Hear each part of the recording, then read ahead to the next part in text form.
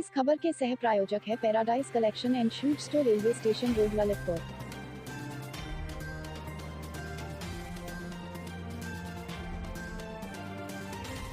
इस खबर की सह प्रायोजक Sanskar valley academy school, Mahrauni road, Masaura Kala, Lalitpur.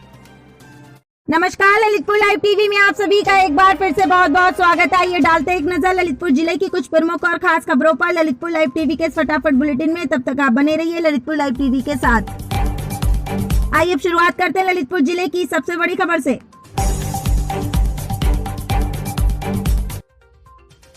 Lalitpur शहर के सुमेरा तालाब पर आज बजरंग सेना ने मतदाता जागरूकता रैली निकालकर नगर के मतदाताओं को किया मतदान के प्रति जागरूक और सभी से मतदान अवश्य करने की अपील की है। मतदान जागरूकता रैली शहर के सुमेरा तालाब स्थित नरसिंह मंदिर से होते हुए घंटाघर चौराहे पर समाप्त हुई। ललितपुर लाइव टीवी के लिए पंकज रैकवार की रिपोर्ट। आज बजरंग सेना जिला ललितपुर में डॉक्टर दीपक पस्तूर, जिला अध्यक्ष बजरंग सेना से आज हमारी पूरी टीम बजरंग सेना की पूरी टीम आज जो है वो मतदाता जागरूकता अभियान के लिए एक अभियान चला रही है, जिसका आज एक प्रथम चरण है जो रामलीला मैदान से होता हुआ घंटाघर तक जाएगा। हम लोग मतदाताओं को जागरूक करना चाहते हैं, क्योंकि बहुत सारे ऐसे ऐसे लोग हैं जो जागरूक नहीं हो पाते हैं, जो अशिक्षित जैसे महिलाएं हैं, बूढ़े लोग हैं, उनको हम किसी न किसी स्लोगन के द्वारा माध्यम से ये जताना चाहते हैं कि सभी लोग मतदान जरूर करें, अपने मत को समझें, क्योंकि एक मत एक अच्छी सरकार बनाने के लिए संपूर्ण होता है, और मतदान जरूर करें जिससे एक अच्छी सरकार बन सके। ललितपुर शहर के सुमेरा तालाब पर पालिका परिषद की टीम ने तालाब की सुंदरता को ध्यान में रखते हुए यहां विशेष अभियान चलाकर यहां पर सफाई व्यवस्था को दुरुस्त बनाए रखे जाने के उद्देश्य को लेकर नगर पालिका के कर्मचारियों ने विशेष सफाई अभियान चलाया और तालाब से जलकुंभी निकाली गई और पूरे क्षेत्र में सफाई की। ललितपुर लाइव टीवी के लिए मनोज जैन के साथ पंकज रैकवार की रिपोर्ट।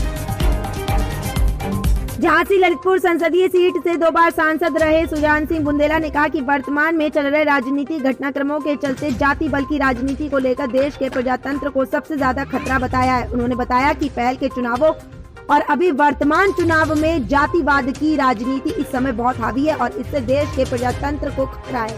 जो हमारे विचार के लिए जनता के बीच में पहुंचाने के लिए आए हैं, हम आपका स्वागत करते हैं।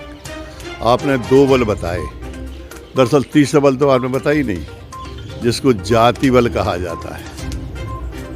सबसे पहले आज भारत के इस डेमोक्रेसी, इस प्रजातांत्रिक देश में जब से जाति बल पैदा हुआ है, तब से लग रहा है कि हमारे देश के प्रजातंत्र को खतरा हो रहा है। धर्म के आधार पर, मजहब के आधार पर, जाति के आधार पर, बिरादरी के आधार पर जो राजनीति चली जा रही है, जो खेल जो पार्टियां कर रही हैं, उससे जनता भी अब समझने लगी और त्रस्त हो चुकी है। चुनाव आज का जैसे कहा कि उत्तर प्रदेश में 2022 का चुनाव है, ठीक है, चुनाव पार्टियों की नीतियों, पार्टियों के कार्यक्रम के आधार पर लड़े जाते हैं और जीते जाते हैं। इसमें हिस्सेदारी कैंडिडेट और प्रत्याशी की भी होती है, तो लोग अब प्रत्याशी की भी तुलना करते हैं।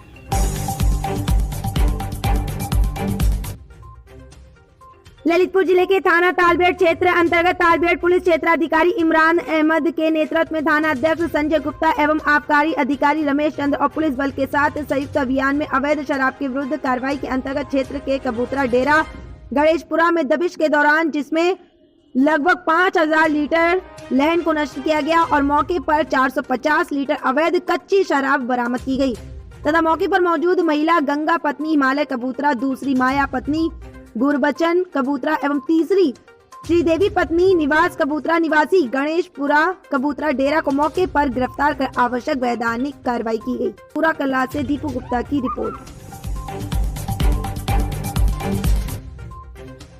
ललितपुर में आचार संहिता के चलते शहर की नवीन गला मंडी व्यापारी के 10 लाख रुपए बैंक से निकालकर मंडी ले जाते समय पकड़े जाने का मामला, जिसको लेकर व्यापार मंडल और जिले के सभी व्यापारियों के विभिन्न संगठनों में भारी रोष व्याप्त था। लेकिन प्रशासन और व्यापारियों के बीच हुई वार्ता में हुआ सामंजस्य और गल्ला व्यापारियों ने आज से मंडी खुलने का किया ऐलान और व्यापारियों ने आखिरकार व्यापारियों की हुई जीत। ललितपुर लाइव टीवी के लिए पंकज रैकवार की रिपोर्ट। लगातार मंडी बंद है, आज आपने व्यापारियों के साथ मीटिंग कर क्या आश्वासन व्यापारियों को दिया है? देखिए, जैसा आप जान रहे हैं कि चुनाव संहिता लगी हुई है और जो 50,000 से अधिक जो नगद कैश होता है उसके संबंध में जांच करना आवश्यक होता है। ऐसे जो 13 लाख से ऊपर जो राशि होती है उसके संबंध में ईडी को सूचना दी जाती है। उसी के पीछे पिछले दिनों में जो 10 लाख का कैश पकड़ा गया उसको ईडी की सूचना दी गई, तो उसी की वजह से जो है ये व्यापारियों में आक्रोश था। उनका कहना यह था एक तो जो पुलिस विभाग है उसकी तरफ से व्यवहार किया गया वो अच्छा नहीं था और जो नियम प्रक्रिया थी उसके अंदर जो है गलतियाँ की गई और चाहते व्यापारी का पैसा बहुत जल्दी छूट सकता था क्योंकि वो सब सबूत दे रहे थे। क्योंकि ये मैटर तो अब ईडी के पास चला गया, वहाँ से अनुरोध किया गया है कि जल्दी से इस प्रकरण को जो है वो देख लें और एनओसी देते ही हो तो उसका पैसा दे दिया जाएगा। एक प्रकरण और आया महरौनी वाला जिसकी डेट कल लगी हुई है, जो कमेटी है उसको डिसाइड कर देगी, निसंदेह जो है ये खत्म कर दिया जाएगा। और ये आश्वासन दिया गया है कि यदि ऐसा कोई केस पकड़ा जाता है करके भाई उसमें तो डे टू डे उसका जो है निराकरण कर दिया जाएगा, जिससे कि ये केस जमा करने की नौबत न आए और उसी रोज उसका डिस्पोज हो जाए। धन्यवाद। उत्तर प्रदेश में 2022 विधानसभा चुनाव का बिगुल बजते ही सभी राजनीतिक पार्टियों में सरगर्मियां तेज हुई। नामांकन प्रक्रिया के बाद से तमाम राजनीतिक और निर्दलीय पार्टियों का लोगों से जनसंपर्क लगातार जारी है। उसी क्रम में भाजपा प्रत्याशी सदर विधायक रामरतन कुशवाहा ने नगर के विभिन्न वार्डों एवं मोहल्लों में लोगों से जनसंपर्क शुरू कर दिया। उसी क्रम में ललितपुर सदर सीट से समाजवादी पार्टी से प्रत्याशी रमेश कुशवाहा और उनकी पत्नी ने शहर के अलावा भी कुछ ग्रामीण क्षेत्र में अपना जनसंपर्क अभियान तेज कर दिया और पार्टी घोषित एजेंडे को लेकर मतदाताओं से मतदान करने की अपील की।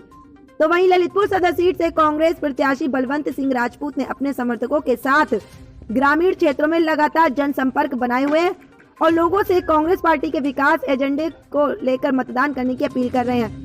तो वहीं 2 बार झांसी ललितपुर संसदीय सीट से सांसद रहे सुजान सिंह बुंदेला के पुत्र चंद्रभूषण सिंह बुंदेला उर्फ गुड्डू राजा इस बार हाथी पर सवार होकर बहुजन समाज पार्टी बीएसपी से चुनाव मैदान में और वह लगातार सदर विधानसभा क्षेत्र के ग्रामीण क्षेत्रों में अपना जनसंपर्क अभियान जारी रखे हुए हैं और लोगों से मतदान के प्रति संपर्क कर रहे हैं।